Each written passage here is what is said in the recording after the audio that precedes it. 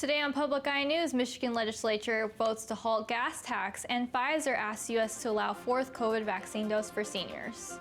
Later, Ava Sahoyan will have your weather, and Andrew Hoover will have your sports update. Hello, my name is Brendan Ford. And I'm Madeline Plattenberg, and this is Public Eye News.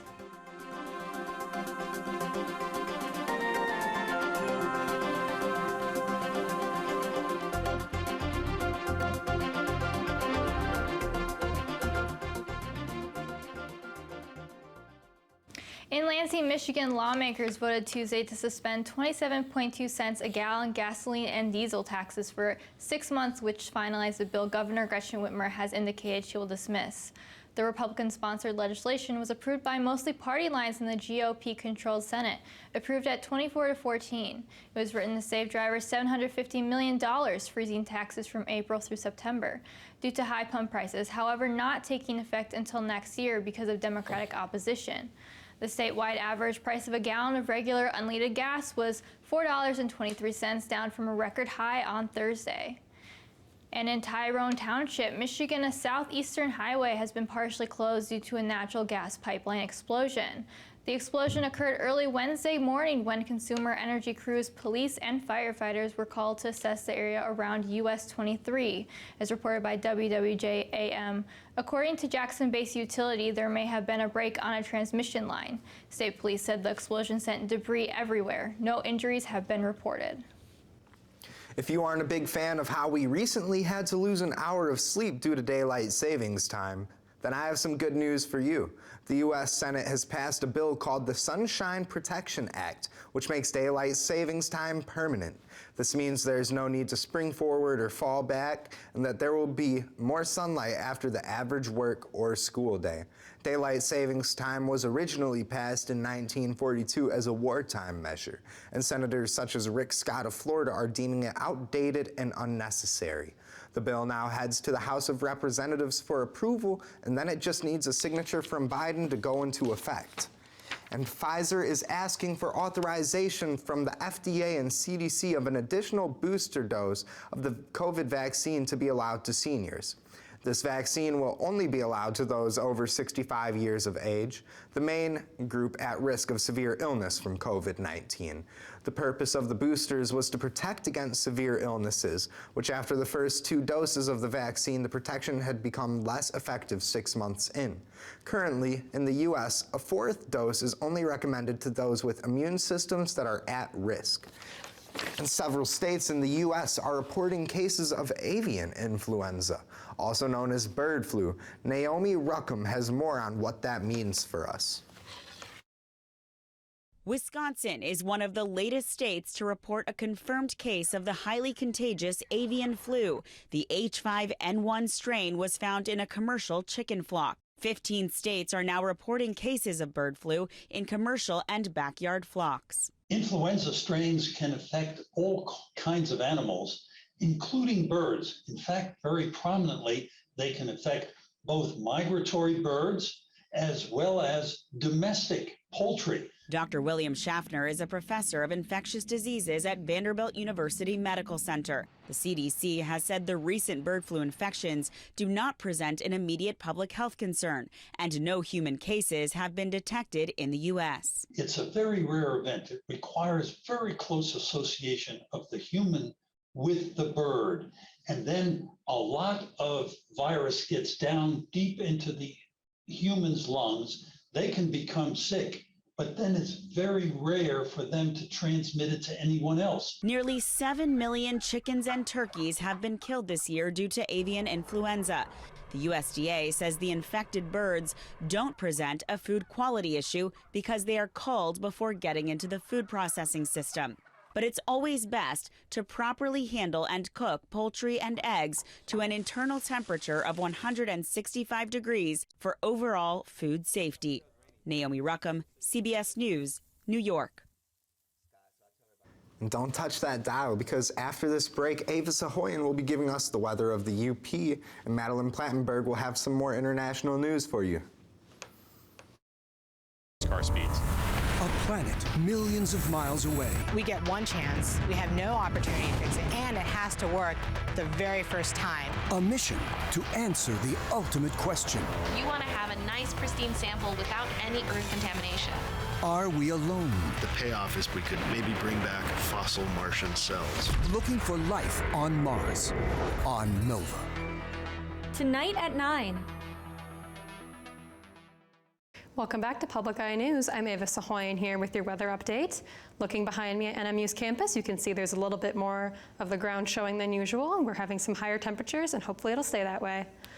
Looking into current conditions, skies are partly cloudy in Marquette with a temperature of 35 degrees, winds out of the south at 14 miles per hour, and a barometric pressure of 29.81 inches and falling.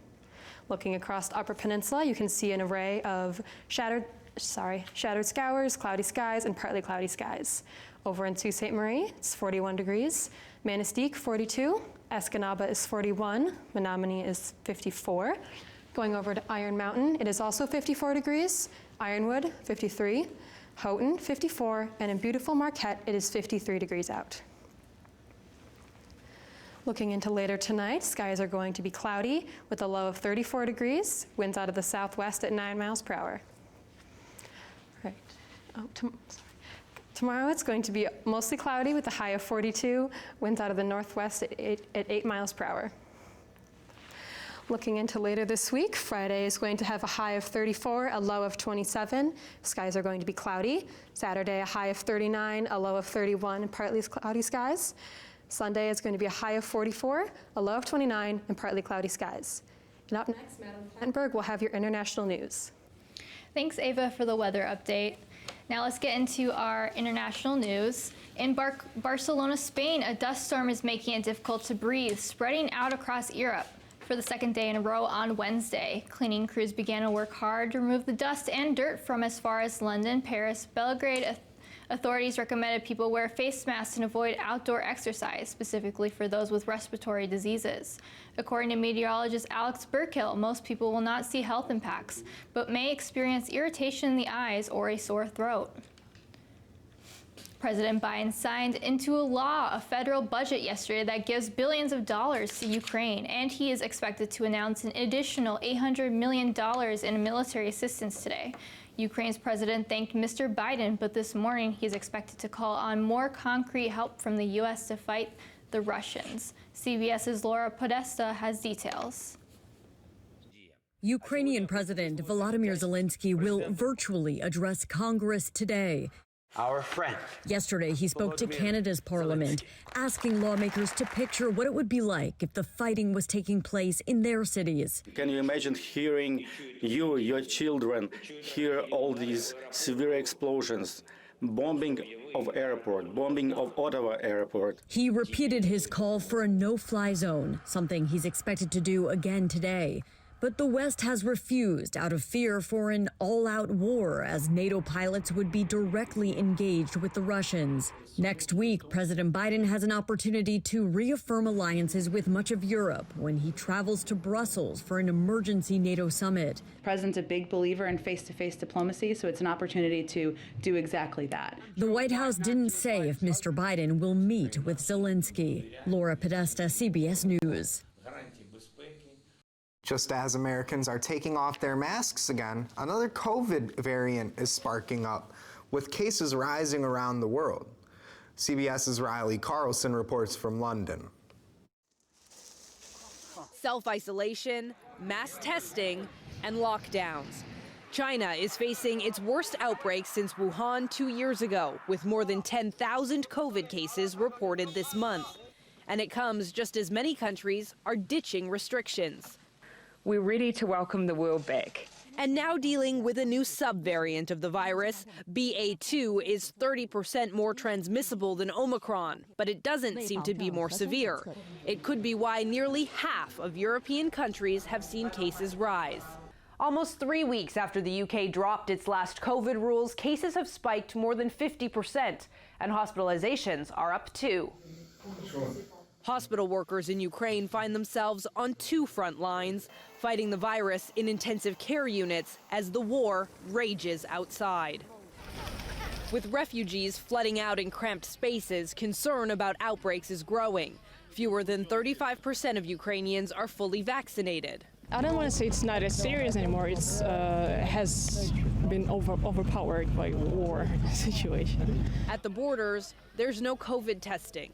The virus has taken a back seat to survival. Riley Carlson, CBS News, London. After this break, Andrew Hoover will have your sports. I'm a violinist. I perform all over the world, and I have an Irish passport.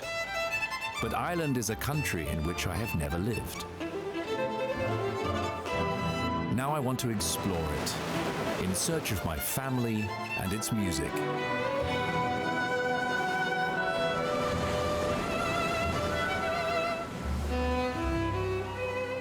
Thursday at 3 on WNMU-TV. Hey, I'm Andrew Hoover, and I'm here with your sports update. If you are one of the many people participating in March Madness this year, then you need to get on those brackets, because tomorrow kicks off the first round of the NCAA tournament.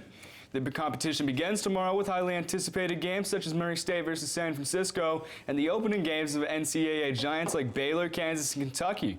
Reigning champions Baylor entered the competition once again this year, and number 2 seeded Duke will be hopeful to give a championship win to their legendary coach, Mike Krzyzewski, who announced his retirement at the end of this season. And for the women's tournament, you have until Friday to finish your bracket, when the campaigns of Stanford, South Carolina, Louisville, and Texas begin, and I'll be rooting for my hometown team, USF, in their game against Miami. German football's club Borussia Dortmund's iconic goalkeeper Romain Bürki has announced he'll be leaving for St. Louis FC, MLS's newest expansion team, come next season, 2023. St. Louis was announced as a new expansion team for MLS this past year, and they will begin play next season in 2023. The 31-year-old Swiss international was announced to join the club in their inaugural season next year after 7 years and 175 appearances with Dortmund. Bürki has made 36 Champions League appearances, as well as supporting Dortmund to the German League Cup trophies, 2 in the DFB Pokal. And the French Open organizers have revealed that Novak Djokovic will be able to compete in the upcoming competition despite not being vaccinated against COVID-19. The 20-time Grand Slam winner was deported from Australia ahead of the Australian Open earlier this year due to not being vaccinated, and will reportedly miss the American ATP 1000 events in Miami and Indian Wells this year. Djokovic said that he is willing to miss upcoming Grand Slam tournaments if they require vaccination, although as it stands, he will be able to enter the French competition. The French Tennis Federation president warned, however, that it's possible regulations could change in the months leading up to the tournament. The French Open takes place on May 22nd in Paris. Well, I'm going to be keeping an update on that because I'm really interested in watching the French Open, but for those of you on the NMU campus, we have a concert going on here with Scottish folk rock group Skerryvore. This concert will be this Saturday at 7:30 p.m. in the Forrest Roberts Theater on campus. Skerryvore incorporates a fusion of rock, pop, and traditional music, featuring bagpipes, accordion, guitars, and fiddle in their sets.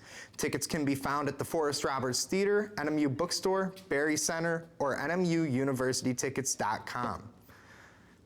Well, what an interesting concert. Do you think you're going to go see that, man? You know, I really love fusion music. You know, incorporating jazz and rock is one of my favorite genres, so I'm really looking forward to listening to a folk, pop, rock fusion. It's like adding all of my favorite genres together. The bagpipes, that's going to be interesting to listen to. I'm curious how they're going to incorporate that on stage. I think I'll be there. I'm really excited for the accordion, personally. Me too. I'll see you there. That's all the time we have. Hopefully we'll see you there as well. Have a nice day.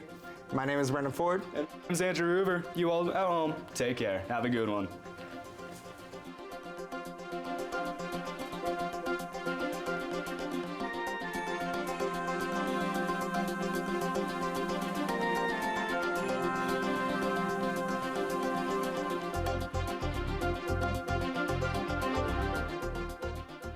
The preceding program was produced by WNMU-TV, Northern Michigan University Public Television, in studios located in Elizabeth and Edgar Hardin Hall.